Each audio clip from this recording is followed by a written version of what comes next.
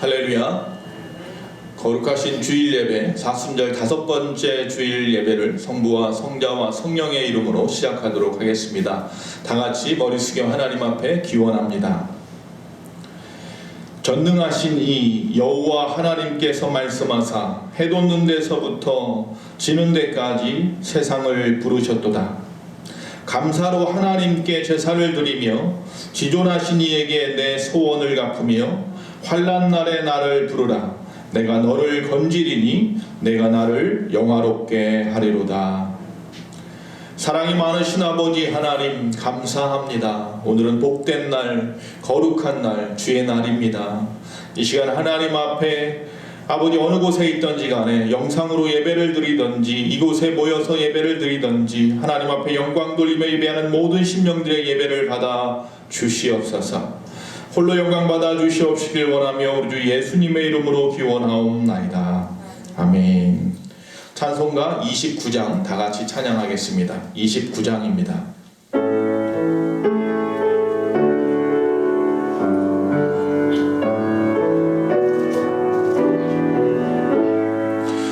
성도여 다 함께 할렐루야 아멘. 주 찬양하여라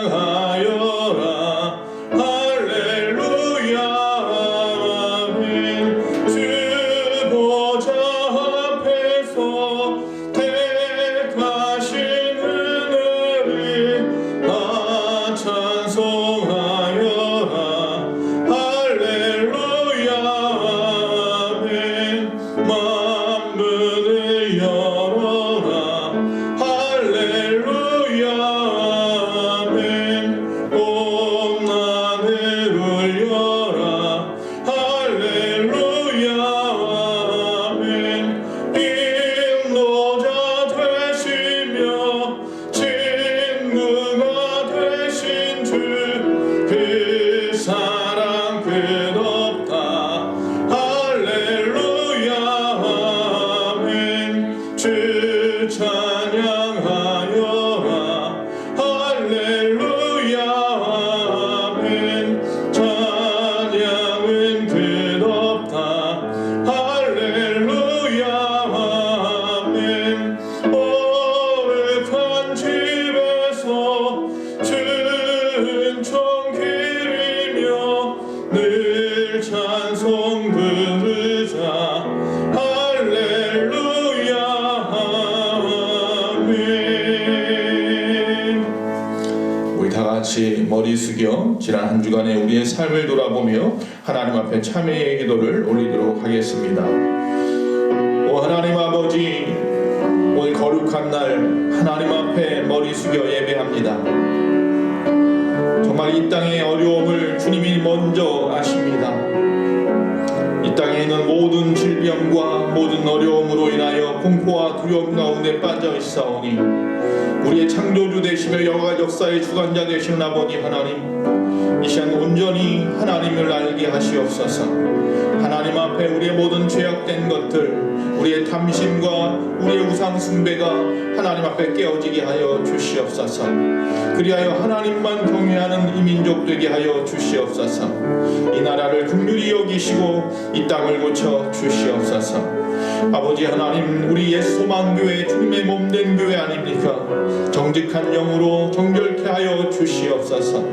더 이상 아버지 하나님 여호와의 은혜 가운데 살지 못하는 자가 없게 하시고 오직 주님을 갈망하며 주님을 아버지 바라보는 자들 되게 하여 주시옵소서. 아버지 하나님, 죄악으로 아버지 가득 찬 이 세상에 살다 보니 우리가 죄가 가운데 있습니다. 이 시간 우리의 입술을 열어 우리의 죄를 고백하오니 주여 우리의 죄를 용서하여 주시옵소서. 아버지 하나님, 주 예수 그리스도의 보혈의 피로 그 십자가의 보혈로 우리를 깨끗이 씻어 주시옵시고 우리의 죄를 사하여 주시옵시고 성령께서 우리를 새롭게 하여 주시옵소서. 너희는 유혹의 욕심을 따라 썩어져가는 모습을 따르는 옛사람은 벗어버리고 오직 너희의 심령이 새롭게 되어 하나님을 따라 의와 진리의 거룩함으로 지으심을 받은 새 사람을 입으라. 예수님의 이름으로 참여하며 기도하옵나이다. 아멘. 우리 사도신경으로 우리의 신앙을 고백합니다. 전능하사 천지를 만드신 하나님 아버지를 내가 믿사오며 그 외아들 우리 주 예수 그리스도를 믿사오니 이는 성령으로 잉태하사 동정녀 마리아에게 나시고 본디오 빌라도에게 고난을 받으사 십자가에 못 박혀 죽으시고 장사한 지 사흘 만에 죽은 자 가운데에서 다시 살아나시며 하늘에 오르사 전능하신 하나님 우편에 앉아 계시다가 저희로서 산 자와 죽은 자를 심판하러 오시리라. 성령을 믿사오며 거룩한 공예와 성도가 서로 교통하는 것과 죄를 사하여 주시는 것과 몸이 다시 사는 것과 영원히 사는 것을 믿사옵나이다. 아멘. 성경 교독문 128번 됩니다. 사순절 5번입니다. 나의 영혼이 잠잠히 하나님만 바라며 나의 구원이 그에게서 나오는도다.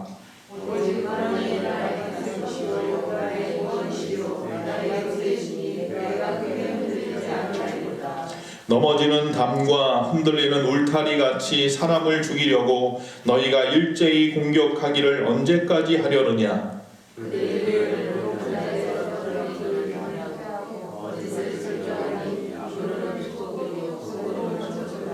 나의 영혼아 잠잠히 하나님만 바라라. 무릇 나의 소망이 그로부터 나오는도다. 오직 하나님이 나의 반석이시오 나의 구원이시오 나의 요새이시니 내가 크게 흔들리지 아니하리라. 나의 구원과 영광이 하나님께 있으며 내 힘의 반석과 피난처도 하나님께 있도다.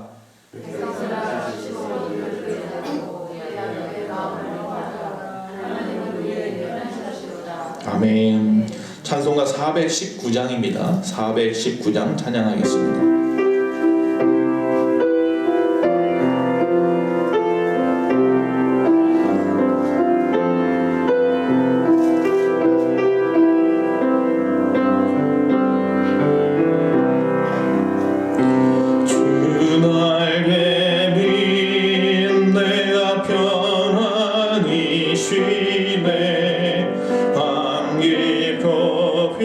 비바람 불어쳐도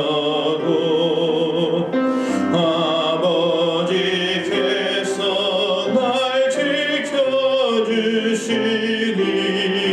거기서 편안히 쉬리로다. 주 날개 위 평안하다. 그 사랑 그늘 찬이요.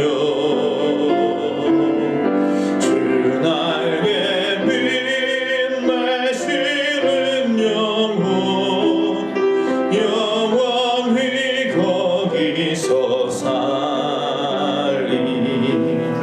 주 날개 위 나의 피난처 되니 거기서 쉬기를 원하노라. 세상이 나를 위로치 못하나 거기서 영화를 누리리라. 주 날개 위 평안하다. 그 사랑 그늘 찬이요. 주 날개 위 내 쉬는 영혼 영원히 거기서 살리. 주 날개 위 참된 기쁨이 있네. 고달픈 세상 기가는 동안 나 거기 숨어 돌보심을 받고 영원한 안식을 얻으리라. 주 날개 위 평안하다. 그 사랑 그늘 찬이요. 주 날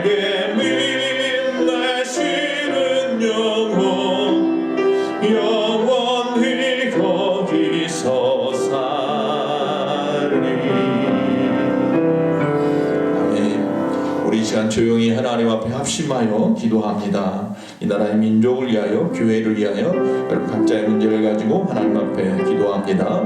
할렐루야. 사랑이 많으신 아버지 하나님 여호와여 감사합니다. 아버지 하나님의 은혜로 거룩한 주일을 맞았습니다. 하나님, 그러나 이 세상이 지금 코로나19로 몹시 두려워 떨고 있습니다. 주님, 이제 우리에게 오셔서 우리를 위로하여 주시옵시고 이 땅을 회복시켜 주시옵시고 이 땅을 고쳐 주시옵소서. 이제 하나님만이 하나님 되시고 구원자이심을 이 세상에 믿고 온 교회들이 하나님 앞에 돌아오며 온 하나님의 성도들이 하나님 앞에 돌아와 한 마음으로 기도하도록 성령이여 역사하여 주시옵소서. 내 백성이 악한 길에서 떠나 내 얼굴을 구하면 하늘에서 듣고 그들의 죄를 사하고 그들의 땅을 고쳐주신다고 말씀하셨사오니 성령이여 이 땅의 창궐에 있는 모든 전염병을 막아주시옵소서. 하나님, 이런 위기의 때에 우리의 믿음의 사람들이 온전한 믿음을 갖게 하시고 내 신앙을 돌아보게 하시며 아버지 하나님이 주시는 담대함으로 그 평안함으로 아버지 모든 어려움을 극복하게 하여 주시옵소서. 아버지 하나님, 존중받는 교회가 되기를 원합니다. 회복되는 나라가 되기를 원합니다. 이 땅의 모든 사단의 세력들이 아버지 끊어지기를 원합니다. 신천지와 아버지 모든 이단의 사슬로부터 이 땅을 고쳐주시옵시고 아버지 하나님 여호와여 붙잡아 주시고 보호하여 주시옵시고 교회를 세워 주시옵소서. 주님, 이 시간 아버지 앞에 나와 예배하는 모든 심령들을 기억하시며 아버지 하나님 앞에 머리 숙여 가정에서 예배드리는 모든 심령들을 기억하시고 성령께서 붙잡아 주시옵소서. 도와주시어서 지금의 모든 상황 가운데 어려움 당하는 자가 한 사람도 없게 하여 주시옵소서. 우리의 소망의 모든 심령들의 가정의 생업을 지켜 주시옵시고 이 어려움을 잘 극복할 지혜를 허락하여 주시옵소서. 다시 다 같이 모여 예배할 날을 기다립니다. 속히 우리에게 허락하여 주시옵소서. 바라며 우리 주 예수님의 이름으로 합심하여 기도하옵나이다. 아멘. 교회 소식을 보도록 하겠습니다. 오늘은 사순절 5번째 주일이 됩니다. 우리가 경건의 훈련과 마음으로 주님의 십자가를 묵상하시는 한 주간 또 되시기를 바랍니다. 다음 주일은 종려주일입니다.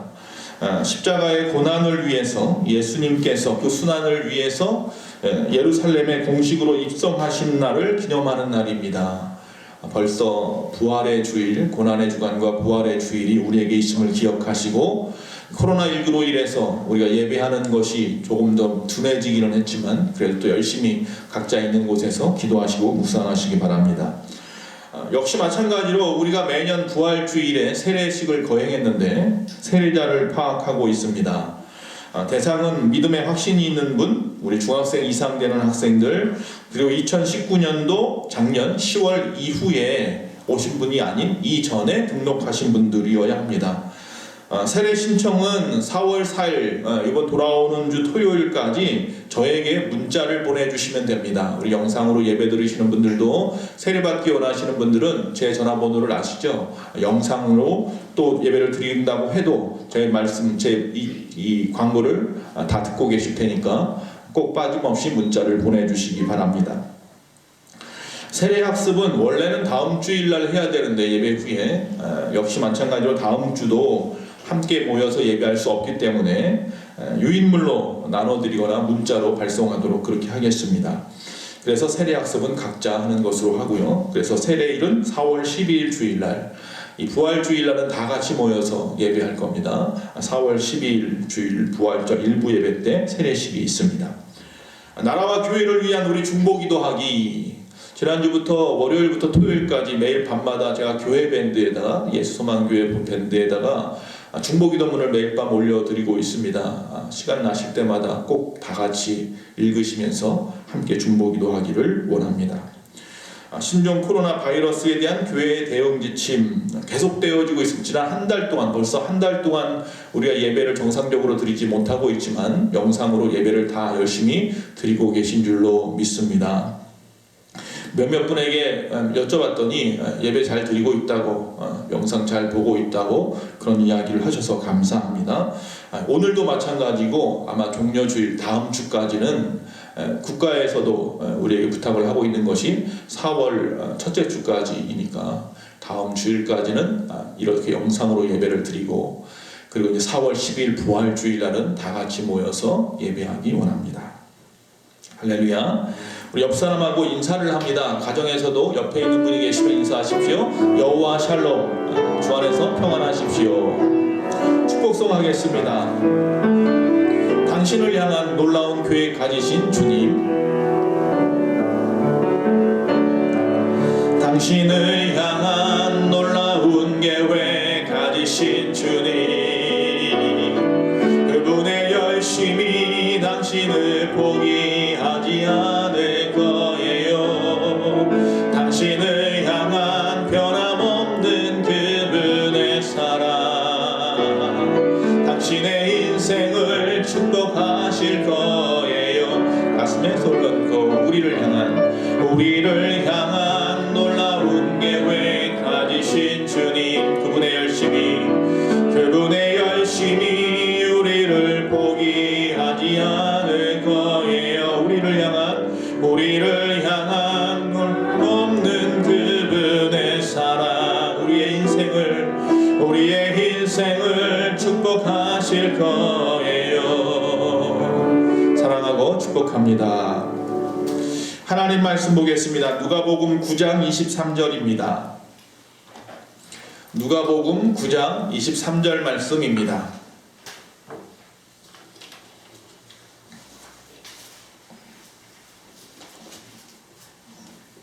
찾으셨습니까? 누가복음 9장 23절 한 목소리로 같이 읽도록 하겠습니다. 또 무리에게 이르시되 아무든지 나를 따라오려거든 자기를 부인하고 날마다 제 십자가를 지고 나를 따를 것이니라. 아멘. 오늘 하나님의 말씀의 제목은 자기를 이기는 방법입니다. 여러분, 손자병법에 보면 지피지기면 백전백승이라고 했습니다. 즉 적을 알고 나를 알면 백전백승이라는 것입니다. 사실 적은 잘합니다. 타인의 장점, 단점은 잘 판단합니다. 문제는 뭡니까? 나를 모르는 겁니다. 내 장점이 뭔지, 내 단점이 뭔지 잘 모르는 거예요. 그러니 자신을 이긴다는 것은 무척이나 힘이 들 수밖에 없습니다. 잘 모르니까 못 이기죠. 아닙니까? 저만 그렇습니까? 그건 아닐 겁니다. 그러기에 우리가 그리스도인으로 산다는 것, 예수님의 제자가 된다는 것, 예수님을 닮는다는 것, 하나님의 형상을 회복한다는 것, 아니면 우리의 신앙을 지키면서 산다는 것 굉장히 어렵습니다. 지금 코로나19로 인해서 지금의 우리의 신앙의 모습을 한번 돌아보십시오. 내 신앙이 어느 정도였는지 알 수 있을지 모르겠습니다.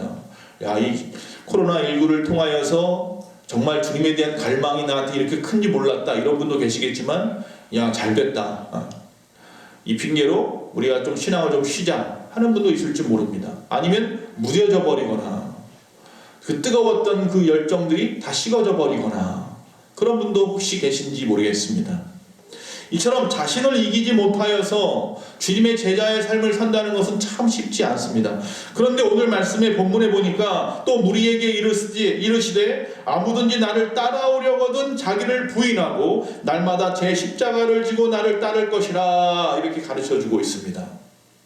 다시 말씀드립니다. 제자의 삶을 사는 방법, 그것이 곧 자기를 이기는 방법에 대한 내용인데, 첫 번째는 뭐냐 하면 아무든지 나를 따라오려거든 이라고 말씀합니다. 즉 다시 말하면 우리에게 분명한 결단을 하라 라고 말씀하고 있는 겁니다. 많은 그리스도인들은 가야 할 길을 바르게 결정하지를 못해서 우왕좌왕하는 경우들이 있습니다. 그 이유는 한편으로는, 한쪽 마음으로는 하나님을 붙잡고 하나님의 말씀대로 살고 싶어요. 근데 또 한쪽 마음으로는 세상이 좋고 세상의 쾌락이 좋아서 세상 사람들처럼 살고 싶어요. 이 두 마음이 우리 가운데 매일같이 싸우지 않습니까?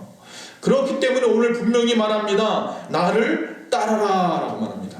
결정하라는 거예요. 결정. 자기를 이기겠다고 마음을 먹었다면요, 이 바른 결정을 할 줄 알아야 되는 것이죠. 믿음 안에 살면서 열심히 기도 생활하고 말씀대로 살고 다 그러고 싶어요?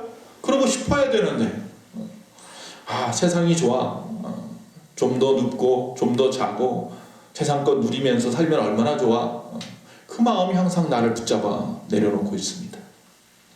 바른 선택, 주님을 따르기로 작정하는 것 굉장히 중요합니다. 여기서부터 출발합니다. 선택이 중요합니다. 여호수아가 가나안을 정복하고 나서 백성들에게 당당하게 말을 합니다. 물론 모세가 가르쳐 준 겁니다. 여호수아서 24장 15절에 보니까 만일 여호와를 섬기는 것이 너희에게 좋지 않게 보이거든 너희 조상들이 강 저쪽에서 섬기던 신이든지 또는 너희가 거주하는 땅에 있는 아모리 족속의 신이든지 너희가 섬길 자를 오늘 선택하라. 오직 나와 내 집은 여호와를 섬기겠노라 하니 이렇게 말씀하고 있습니다. 마가복음 1장 17절 18절에 보니까 예수께서 이르시되 나를 따라오라 내가 너희로 사람을 낚는 어부가 되게 하리라 하시니 곧 그물을 버려두고 따라오니라. 누가복음 5장 27절에서 28절에 보니까 그 후에 예수께서 나가사 레이라 하는 세리가 세간에 앉아있는 것을 보시고 나를 따르라 하시니 그가 모든 것을 버리고 일어나 따르니라.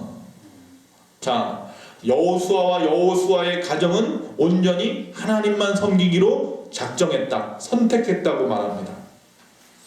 또 마가복음 1장의 말씀대로 예수님께서 베드로에게 모든 것을 버리고 나를 따르라고 말씀하고 있습니다. 또 누가복음 5장 27절 이후에 보니 레위라, 레위는 마태죠. 세리 마태를 갖다가 불러 제자로 세우십니다. 여호수아나 베드로나 마태가 위대하다, 대단하다라고 하는 것은 예수님을 따른다는 것이 쉬운 길이 아닌데도 그 길을 따라가기 때문입니다. 즉 예수님을 따른다는 것이 우리가 생각하는 것만큼 낭만적인 일이 아니라는 겁니다. 그런데도 자신의 것을 다 버렸어요. 세상의 쾌락, 세상에서 자신이 누릴 수 있는 모든 부귀와 영화, 그 여호수아는 다 버렸어요. 그물과 배, 베드로가 다 버려버렸어요. 세상에 가질 수 있는 물질, 마태 다 포기해버렸어요. 그리고 오직 주님만을 따르겠다고 뭐 한 거예요? 결정한 거예요. 우리가 이곳에 나와 있는 것도 여러분이 결정했기 때문입니다.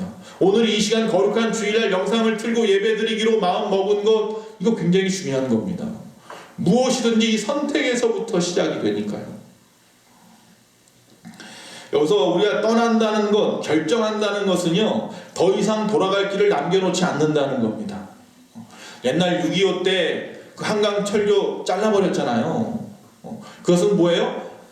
북한의 공산당이 쳐들어오지 못하게 하려고 잘라버렸죠. 그러나 그 위해서요, 수백 명이 죽었어요. 그것 가지고 나중에 문제가 되기는 했습니다. 그렇게 잘라놓고 보니까요, 나중에 인천 상륙할 때 문제가 생겼어요. 다리가 없어요. 거리도 가려고 하니까. 여러분, 그러나 잘라내야 됩니다. 돌아갈 거 아니잖아요. 돌아갈 생각한다면 못 잘라내죠. 못 떠나지요. 그러나 우리는 돌아갈 것이 아니기 때문에 잘라낼 수 있는 줄로 믿습니다. 끊어낼 수 있어야 된다는 말입니다. 에베소서 4장 22절에 보니까 유혹의 욕심을 따라 썩어져가는 구습을 따르는 옛사람을 벗어버리라. 목욕탕에 가서 내 모든 때를 씻기 위해서 옷을 벗어서 캐비넷에 집어넣었다가 다 씻고 난 다음에 다시 또 그 옷을 입어버리면 찜찜하잖아요. 그럴 때 있잖아요. 전 항상 그렇던데 목욕 갈 때마다 새 옷을 입고 간다고 해도 더러운 몸을 갖다 씻으러 가는데 참 그게 애매하더라고요.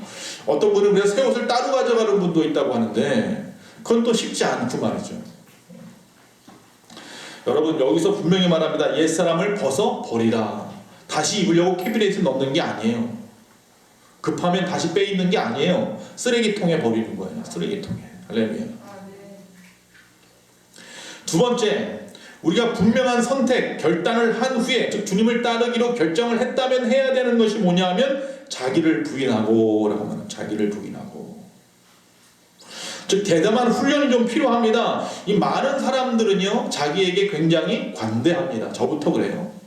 스스로 자기와 합리화를 하고 말이죠. 자기에게 자기를 갖다 설득시키고 말이죠. 그래서 남이 하면 불륜이고 자기가 하면 로맨스라고 했잖아요. 이런 사람들, 자기를 부인하거나 자기를 억제하는 것을 절대로 못하는 사람들이 있습니다. 왜 그렇습니까? 자기의 주권이 자신에게 있다고 생각하기 때문입니다. 내 몸은 내 건데, 내 것은 내 건데 라고 생각하기 때문입니다. 근데 그것을 하나님의 것으로 인정하여 드리고 오직 하나님만 신뢰할 수 있다면 이 문제가 해결이 됩니다. 다시 말하면 우리의 모든 권리를 포기하고 자신을 주께 맡김으로 그분의 다스림에 대해서 온전히 순종하겠다고 마음을 먹고 그렇게 살아가고 있으면 되는 거예요. 하나님의 말씀을 지키면 하나님이 여러분을 지켜주시는 줄로 믿습니다. 왜 그걸 왜 포기하지 못합니까? 왜 내려놓지 못합니까? 부인하지 못합니까? 하나님이 지켜준다는 믿음이 없어서 아닙니까?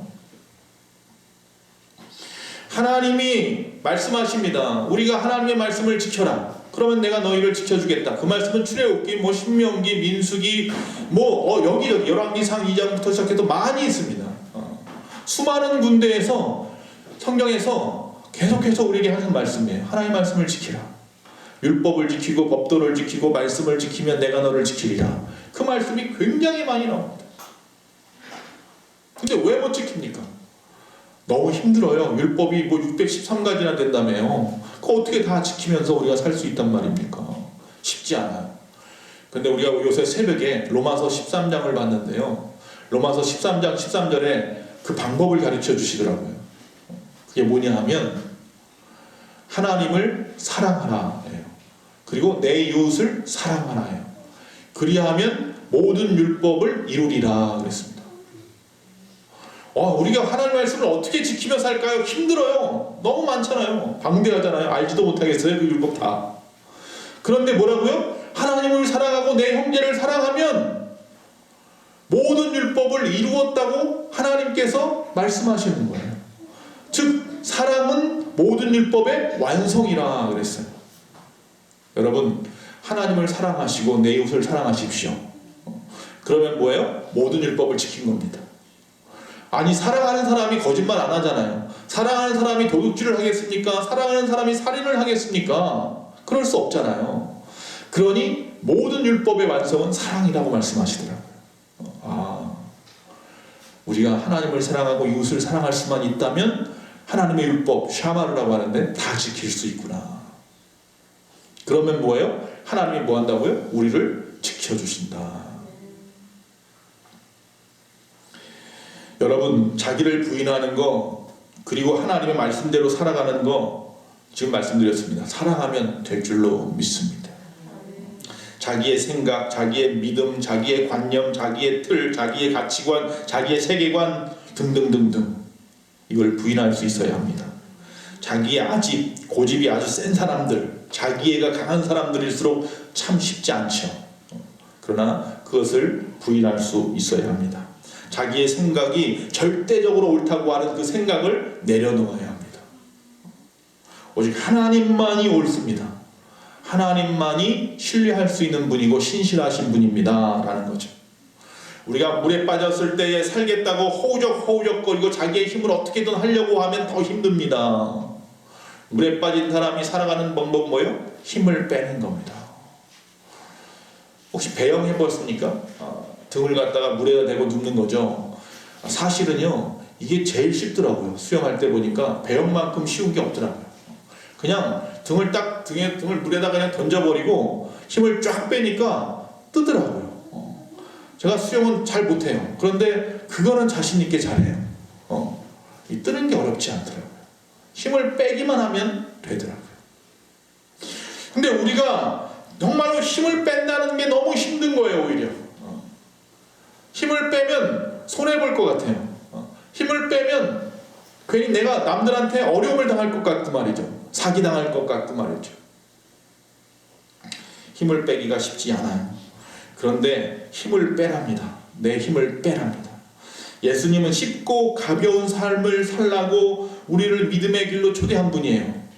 우리를 그냥 어렵게 만들려고 우리를 믿음의 길로 초대한 분이 절대로 아니에요. 그러니까 내가 어떻게 하려고 하니까 힘든 거예요. 그냥 하나님 앞에 힘을 쫙 빼버리고 나를 내어 맡기는 것, 거기서부터 우리의 신앙의 생활의 출발이다라는 거죠. 마태복음 11장 28절에서 30절 수고하고 무거운 짐진 자들아 다 내게로 오라 내가 너희를 쉬게 하리라 나는 마음이 온유하고 겸손하니 나의 멍에를 메고 내게 배우라 그리하면 너희 마음이 쉼을 얻으리니 이는 내 멍에는 쉽고 내 짐은 가벼움이라. 할렐루야. 예수님의 제자가 되는 것 이게 참 복된 길인 것을 이 말씀을 읽을 때마다 느낍니다. 그냥 예수님 앞에 다 내어 맡기고 예수님의 제자로 살기로 선택하고 그 길을 묵묵히 걸어가면요 하나님께서 내 짐도 다 지어주시고 나를 가볍게 해주시고 평강도 주신다는데 나를 부인하는 게 왜 이렇게 쉽지 않습니까? 하나님을 믿지 못해서 아닙니까? 하나님이 나를 갖다 지켜준다는 것을 못 믿어서 그렇지 않습니까? 결국 자기를 부인하는 훈련이란 뭐냐면 힘을 빼는 훈련입니다. 내 힘을 빼야 됩니다. 내 생각도 빼버리고 자 이처럼 하나님 앞에서 살겠다. 주의 제자 되는 삶을 살겠다. 나를 이기기 원한다라고 한다면 분명한 결단과 대담한 훈련이 필요하고 그 후에 바로 경건의 모습이 있어야 되는 거예요. 매일의 경건의 시간을 가져야 합니다. 날마다 분명히 뭐라 하세요? 날마다 그랬어요. 날마다 제 십자가를 지라. 마지막에 한 번 지는 게 아니라 매일같이 우리에게 주어진 십자가를 지고 살라고 말하고 있어요. 여기서 십자가에 대해서 우리가 오해하고 있는 부분이 있어요. 남편이 바람을 피운다든지 자녀가 잘못된 행동을 할 때마다 아이고 내 팔자야. 저 남편이 내 십자가지. 저 자식이 내 십자가지. 그렇게 푸념을 합니다. 그러면서 어쩔 수 없이 지고 살아야 되는 것처럼 생각합니다. 여러분의 자녀가 여러분의 십자가가 아닙니다. 여러분의 바람피는 남편이 여러분의 십자가가 아닙니다. 여러분 자기를 고생시키는 어떤 사람이나 환경을 자기 십자가라고 오해하지 마시기 바랍니다. 그렇게 되니까 자기 십자가를 미워할 수밖에 없는 거죠. 이렇게 말하는 것은 사실 이 모든 상황이 다 내 업보라고 생각하기 때문이에요. 이거 업보라는 말은 타종교적인 어떤 운명론적인 우상적인 얘기죠. 우리의 업보는 없습니다. 내 마음을 고생시키는 사람이나 상황은 십자가도 아니고 내 사명도 아닙니다. 십자가는요 성경에도 나와 있지만 고문하는 도구가 아니에요. 십자가는 뭐예요? 처형하는 도구예요. 죽이는 도구예요. 내 십자가를 진다 그러는데 평생 나는 고생할 길이 그냥 수행해야 되고 고행해야 되고 무슨 뭐 불교나 유교도 아니고 말이죠. 기독교가 그런 종교 아니에요. 따라서 십자가는 고난보다는 죽음의 상징입니다. 그런 점에서 자기의 십자가를 진다는 것은 단지 주변의 상황 때문에 우리가 고난을 갖다가 받아들인다는 의미가 아니라 십자가에 못 박혀서 내가 죽는 것을 뜻하는 겁니다. 따라서 그런 주변에서 오는 고난, 시련은요 내 남편이나 내 아내나 내 자녀나 내 주변 상황 때문에 오는 그런 시련은 내 자신의 생각을 진리로 바꾸거나 나의 삶의 자세나 태도를 변화시키라고 하는 메시지인 거예요. 그래서 내가 변하면 그 문제는 해결이 되는 거예요. 평생 내가 짊어지고 살 이유가 없는 거예요. 성경의 창세기 17장에 보면 아브라함이 되니 그의 아내였던 사레가 사라가 되었다 그랬습니다. 아브라함이 되었다는 것은 정말로 하나님으로부터 믿음을 인정받은 그 순간이에요. 내가 변화되니까 내 아내도 사레가 사라가 된 거예요. 변화가 된 거예요. 내 자식도 변화가 되고요. 내 주변의 환경도 변화가 되는 거예요. 그건 십자가가 아니에요. 어떤 운명론적으로 이 십자가를 받아들이지 마세요. 그러니까 힘들어요. 십자가 지고 산다는 게 그래서 힘들어요. 십자가는 뭐예요? 죽는 거예요. 죽는 거. 내가 죽으란 얘기예요. 날마다 나를 죽여야 되는 거지 주변의 환경 때문에 어쩔 수 없다고 환경이 십자가가 아니라 내가 죽는 게 십자가란 말이에요. 오늘 본문에 주님이 말씀하신 자기 십자가란 하늘에서 내려준 자신이 가야 할 그 길, 감당해야 할 그 사명을 날마다 가는 거예요. 그게 십자가의 길이에요. 미워할 대상이 아니라 오히려 사랑해야 될 대상입니다. 우리가 지고 가야 하는 사명의 십자가의 길이 남들에게 어떻게 크게 인정받지 못할 수도 있고요. 오히려 그것 진짜 우리에게 돈벌이가 되지도 않습니다. 아니요, 오히려 뭐라고요? 목숨까지 내어줘야 되는 길일 수도 있어요. 그 사명의 길, 십자가의 길이. 그러나 우리는 날마다 그 길을 향하여 가야 돼요. 그게 바로 천성을 가는 길이기 때문이에요. 즉 그 일은 하나님께서 우리에게 선물로 주신, 우리가 기쁘게 감당해야 할 길이라는 거예요. 뭐가? 십자가의 길. 나를 죽이는 그 길이.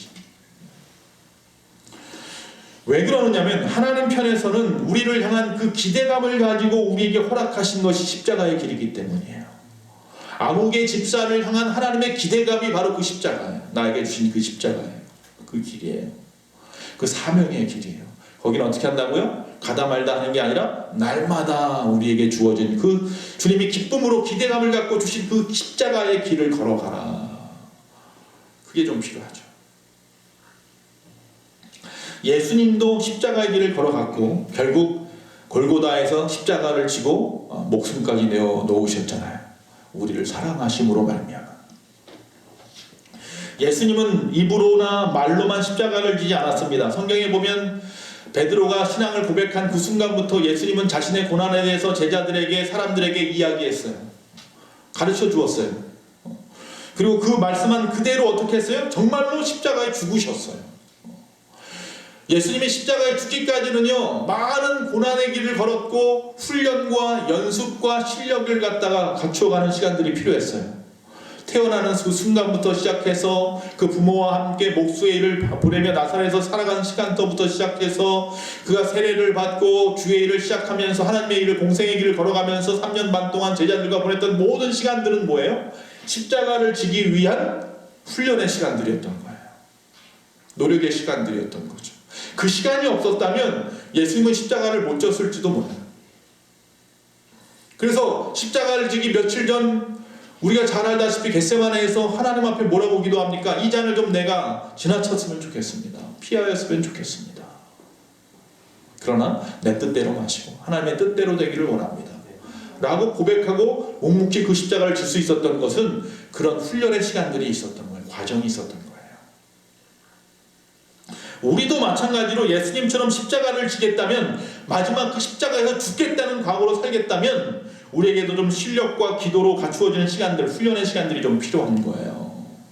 그런 훈련을 지금 하자고 말하는 거예요. 다윗을 좀 예를 들어보겠습니다. 다윗은 2번의 광야의 시간을 거쳤어요. 어렸을 때의 광야에서 양을 치면서 시간을 보냈고, 그가 나중에 사울의 사위가 된 이후에는 또 사울이 자기를 갖다 죽이려 하니까 어쩔 수 없이 광야로 도망을 쳤어요. 자, 다윗은 이처럼 광야에서의 시간들을 보냈는데, 어렸을 때 양을 치며 보냈던 그 시간을 어떻게 보냈는 줄 아십니까? 그냥 무료하게 아무 생각 없이 그냥 시간은 빨리 어떻게 흘러가겠지, 그렇게 보내지 않았어요. 그 무료함을 달래기 위해서 그는 여러 가지 몇 가지를 했어요. 몇 가지 했는데 그 중에 하나는 뭐냐면 묵상이에요. 묵상. 양을 치면서 뭐를 했다고요? 묵상을 했어요. 그 묵상을 통해서 하나님의 마음에 합한 자가 되었어요. 할렐루야. 그가 사무엘이 와서 기름을 부어서 왕으로 세울 수 있었던 가장 큰 역할이 그 광야에서 양을 치는 그 어린 나이 시절에 그냥 보내지 않고 하나님을 묵상하고 보냈다는 거예요. 그 다윗의 시편들을 보십시오. 위대한 시편이 어디서 나왔습니까? 그게 묵상을 통해서 나왔다는 거예요. 또 그는 거기서 끝나지 않습니다. 그는 그 무료함을 달래기 위해서 악기를 갖다 다루었어요. 비파와 수금을 잘 쳤어요. 나중에 이것은 어땠습니까? 사울이 악신이 걸렸잖아요. 그 악신을 물리쳐주는 역할을 해요. 그것 때문에 왕궁에 들어와서 살았다라고 했어요. 왕궁에 들어가는 길이 열렸어요. 악기 하나 다루어서. 또 뭐 했습니까? 돌팔매 훈련을 열심히 했어요. 돌팔매 훈련을 왜 합니까? 양을 지키기 위해서. 양을 지키기 위해서, 들짐승으로부터 양을 지키기 위해서 돌팔매질을 기똥차게 한 거예요. 결국 이거 언제 씁니까? 골리앗 죽일 때 쓰이죠. 할렐루야. 나라를 구해내는. 그래서 그 어린 나이에 모든 사람 앞에 드러나는 역할이 되죠. 여러분, 우리가 생각할 때 목동들이 다 그렇게 하지요. 목동들이 다 그렇게 할 일 없으니까 하나님 말씀도 읽고 묵상도 하고 돌팔 매질 연습도 하고 악기도 다루고. 근데 하나님은 그것을 갖다 그렇게 그냥 보는 것이 아니라 그 십자가의 길을 걷기 위한, 다윗에게 주어진 그 사명의 길을 걷기 위한 하나의 방법으로 그 열심히 훈련하는 모습을 기쁘게 여겼던 거죠. 하나님 마음에 그것이 합했던 거죠. 자, 그래서 왕궁에 들어왔어요. 왕궁에 들어왔으나 역시 사울왕이 건재한지라 그가 끊임없이 그를 죽이려 해서 어쩔 수 없이 광야로 도망을 쳐나갔어요. 그럼 그 두 번째 광야에서는 어떤 일들이 벌어졌습니까? 그가 어디에 숨어 있었어요? 엔게디 동굴에 숨어 있었어요. 그 엔게디 동굴에서의 시간은 어떤 시간이었습니까? 죽음을 갖다가 두려워하지만, 언제 죽을지 모르는 그런 상황이었지만 거기서 뭐 했겠어요? 하나님만 바라보고 있었겠죠. 하나님 도와달라고 기도하는 시간이었죠. 그 기도하는 시간에 놀라운 일이 벌어져요. 사울이 들어오죠. 사울을 죽일 수 있었으면 죽이지 않았죠. 옷자락만.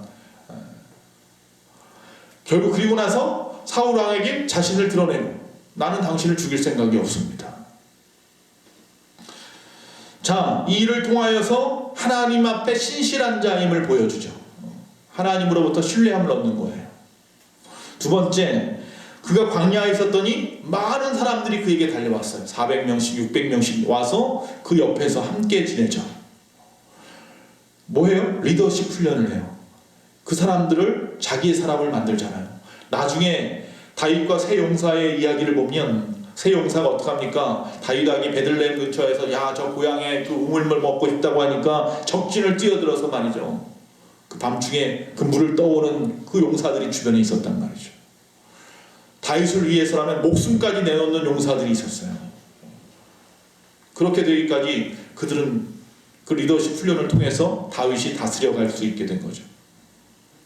세 번째, 나중에는 결국 가다가다 어떡합니까? 블레셋까지, 적진에까지 들어가서 살게 되었죠. 미친 척하고 말이죠. 침을 질질 흘리고 말이죠. 자, 결국 적진에 들어갔지만 결국 그 적이 어떡합니까? 가드왕 아기스가 어떡합니까? 사울왕하고 전쟁을 치르려고 하니 너도 같이 가자. 야, 이거 큰일 났습니다. 어떡합니까? 자기 민족하고 싸움하게 생겼잖아요. 그러나 하나님께서 피할 길을 주죠. 장군들이 안 됩니다. 쟤는 그래도 혈통이 유대인인데 괜히 같이 갔다가 문제가 생길지 모르니까 빼놓읍시다. 그래서 그 전쟁에서 나오게 되었죠. 여러분, 그러나 그런 사건들이 중요한 게 아니라, 물론 그 사건도 중요하겠지만 그가 블레셋에 있었다는 거예요. 그 당시 블레셋은 철기 문화였어요. 아직 이스라엘은 청동기 문화였어요. 그 철기 문화의 것들을 갖다가 배우고 습득할 수 있는 기회가 되었던 거죠. 마치 모세가 애굽에 가서 애굽의 문화를 배운 것처럼 말이죠. 이처럼 우리에게 주어진 그 길을 가기 위해서 우리가 있는 그곳에서 최선의 삶을 훈련하며 살아가야 되는 거예요. 노력해야 돼요. 그 십자가의 길은 그냥 지는 게 아니에요. 그냥 어느 순간 되면 다 십자가 질 수 있을 것 같습니까? 안 그래요. 이번 코로나19 사건을 통해서 우리가 우리 주변의 신앙을 다 드러냈잖아요. 신천지가 드러나듯이, 이단들이 드러나듯이 우리의 신앙도 다 드러나 버렸어요. 우리가 얼마나 세상하고 연합하지 못하고 화평하지 못하는지도 다 드러나 버렸어요. 여러분, 많은 사람들이 탐욕과 이기적인 관심에만 집착합니다. 자기 중심적으로 모든 것을 바라보려고 합니다. 그래서 절대로 십자가의 길을 걸어갈 수 없습니다. 그래서 우리는 매일같이 훈련해야 됩니다. 매일같이 노력해야 됩니다. 그냥 허송세월 하면서 헛된 시간 보내다가 그렇게 살다가 주님 내가 여기 있사오니 그리고 주님 앞에 갈 겁니까? 그럴 수 없잖아요. 항상 말씀드립니다. 우리가 90이 되셨든지 100세가 되었든지 아직 이 땅에 생명을 가지고 있는 것은 하나님 앞에 우리가 해야 할 사명의 십자가의 길이 있기 때문인 거예요. 그 사명이 끝나버리면 주님이 데려가신다니까요. 오늘도 열심히 사명의 길을 살아야 될 이유가 분명히 있는 줄로 믿습니다. 우리를 향한 하나님의 경건의 생활을 부지런해야 됩니다. 마태복음 6장 33절 그런즉 너희는 먼저 그의 나라와 그의 의를 구하라. 그리하면 이 모든 것을 너희에게 더하시리라. 할렐루야. 이 우선순위를 바뀌면 안 됩니다. 내 거 다 하고 난 다음에 주의 일 하겠습니다. 아닙니다. 내가 그 길을 걷겠습니다. 그럼 주님이 더하여 주시는 거예요. 이 말씀 앞에 말씀이 뭐예요? 무엇을 먹을까? 무엇을 마실까? 무엇을 입을까? 염려하지 말라는 거잖아요. 그 모든 것은 그의 나라와 그의 의를 구하면 다 하여 준다는 거예요. 할렐루야. 이러한 경건의 활동이 좀 필요합니다. 교회 출석하는 거, 매일 기도하는 거, 성경 읽는 거, 봉사하고 사랑을 나누는 거 등등등. 자기를 극복하고 승리할 수 있는 길로 인도해 줍니다. 자, 이제 주님에 따라 살기로 결정하는 게 먼저 중요하다고 했고, 그래서 이제 우리가 담대한 훈련과 경건의 훈련을 하고 자기 십자가의 길을 날마다 걸어가야 된다고 했습니다. 자, 이제 불굴의 결단이 좀 필요합니다. 이제는 나를 따를 것이니라 라고 말씀하고 있다는 겁니다. 즉 이제는 십자가를 져야 할 때가 올 때가 와요. 자, 분명한 결심이 좀 필요한다. 이건 선택에 대한 이야기였다면 여기서 나를 따를 것이라는 것은 결단에 대한 이야기입니다. 순종에 대한 이야기를 지금 하고 있는 겁니다. 순종하라. 즉 지속적으로 전개해야 됩니다. 오늘 죽을 수도 있습니다. 내일 죽을 수도 있습니다. 내가 주를 위해서 살다가 정말 어떻게 죽을지 모릅니다. 그러나 그 죽음 앞에 영광이어야 되지 않겠습니까? 그런데 우리가 지속적으로 그 전개해가지 못해요. 나를 따를 것이라 제 십자가를 지고 날마다 걸어가라는 말하고 비슷한 말씀일 수 있습니다. 그러나 이 말씀도 역시 마찬가지로 우리가 이제는 뒤돌아보지 아니하고 그 길에 발을 디뎠으니 그 길을 갖다 끊임없이 걸어가는 겁니다. 우리가 왜 다이어트를 못합니까? 왜 금주하고 금연하는 것이 어렵습니까? 왜 공부가 어렵고 왜 기도와 묵상이 어렵습니까? 꾸준하게 하기가 쉽지 않아서 아닙니까? 일시적인 결심만으로는 안 된다는 겁니다. 잠시 잠깐 내가 전에 왕년에 해봤다.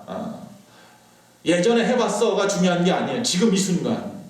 바로 지금. 지금 내가 나쁜 것은 거절하기로 작정을 하고 하나님의 옳은 것에 설 용기를 가지고 그 길에 발을 디뎠으면 그 십자가의 길을 죽기까지 걷겠다 마음을 먹었으면 꾸준하게 끊임없이 그 길을 걸어가셔서 주님을 만나야 할 줄로 믿습니다. 성경 말씀이 얼마나 우리에게 큰 힘이 되는지 모릅니다. D.L. 무디 목사님이 이런 말씀했습니다. 성급한 자여 고요히 요백에 가서 사귀라. 고집이 있는 자여 모세와 베드로를 만나라. 게으른 자여 야고보서를 읽으라. 소망이 없는 자여 요한계시록을 읽으라. 이렇게 말했습니다. 하나님의 말씀을 통해서 성급한 자가 성급함을 내려놓게 됩니다. 고집 많은 자들이 고집을 내려놓게 됩니다. 게으른 자가 게으름을 내려놓습니다. 소망 없는 자가 소망 있는 자로 변화될 수 있습니다. 하나님의 도우심을 말씀 속에서 날마다 받으십시오. 그리고 결심하고 결단한 것을 어떤 싸움이든지 내가 싸워보겠다 마음 먹고 부딪혀 보십시오. 하나님이 분명히 우리를 승리로 인도하실 겁니다. 다시 말씀드립니다. 우리가 싸워야 할 가장 큰 적은 지금 코로나19가 아닙니다. 뭐예요? 나 자신입니다. 나 자신을 이기면 이까짓 것쯤은 능히 이겨낼 수 있습니다. 쉽게 포기하거나 쉽게 중단했던 나 이제 좀 돌이키시고 오늘부터는 좀 꾸준하게 자신을 날마다 이겨내는 귀하고 복된 하나님이 원하신 하나님 마음에 합했던 다윗과 같은 저와 여러분 다 되시기를 간절히 축원합니다. 기도하겠습니다. 주님, 우리 안에 내가 너무나 커서 주님을 바라보지 못했습니다. 나를 이기지 못하여서 주님의 제자가 되지도 못했습니다. 코로나19와 같은 상황 앞에서 흔들리고 어려워하며 믿음을 잃어버리는 연약해지는 우리를 바라봅니다. 주님, 우리를 용서하여 주시옵시고 이제부터 쉽게 포기하거나 중단하기 쉬운 저의 약한 마음을 붙잡아 주셔서 매일의 경건한 훈련을 통해서 나를 이기고 담대하게 주님을 향하여 나아가는 그 천성을 향하여 달려나가는 거룩한 백성들, 우리 예수만교회 모든 성도님들이 다 되어지게 하여 주시옵소서. 바라며 우리 주 예수님의 이름으로 기도합니다. 아멘. 우리 찬송가 420장 다 같이 부르시면서 준비하신 예물 하나님 앞에 드리도록 하겠습니다.